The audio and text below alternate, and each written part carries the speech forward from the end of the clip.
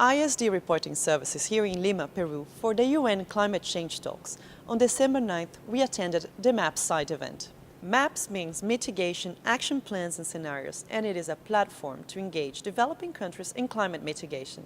The MAPS approach began in South Africa back in 2005, and it was developed in South Africa during 3 years, and it informed the South African position to Copenhagen. This approach was then replicated with the help of the donors in 4 Latin American countries through this South-South collaboration. So already learning from the South African experience, Brazil, Chile, Colombia and Peru could implement these processes in their countries. Bruno Oberle, Secretary of State of Switzerland, welcomed participants and explained why his country supports the initiative. We understand that some countries could have some difficulties to identify exactly what to do, how to do this. We know these difficulties by our experience at home. And so we are glad to help countries exchange experiences.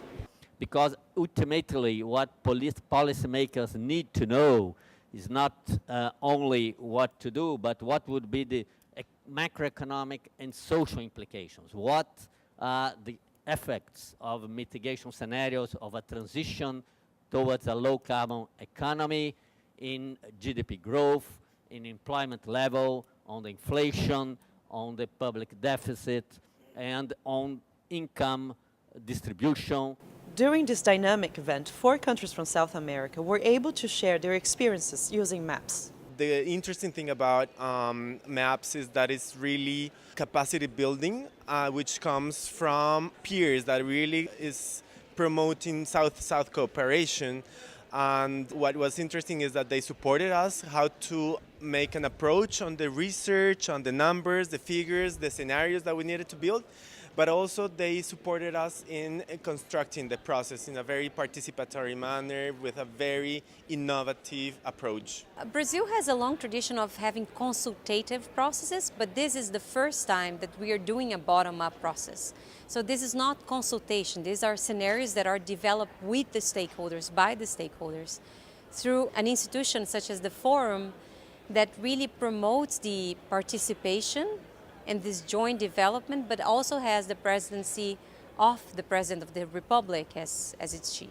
The side event also showed that countries have been doing their homework and that the engagement of multiple stakeholders is vital for the construction of mitigation policies. Since this is such a complex issue, since the solutions rest on many people and many sectors, it couldn't be something isolated from reality, done in a university.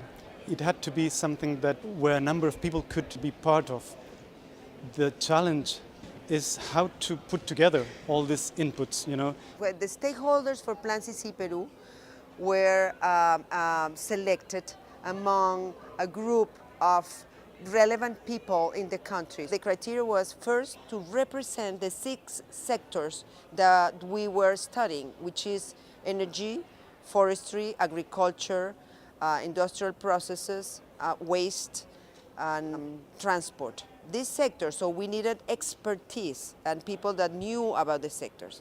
But not only that, we also had as a criteria to have people that knew about the country politics, the needs of the country, people that have been thinking in long-term planning for years. MAPS has been assisting the co-creation of evidence and knowledge, which improves credibility, ownership and legitimacy of projects. The main result that we are now seeing because of these MAPS processes they're actually informing this intended nationally determined contributions, the INDCs, and they're being used in each one of the countries with other information that the country has to inform their contributions within the climate negotiations. These processes are informing decisions from now to the road to Paris and even beyond in the longer term, in the 2050 vision.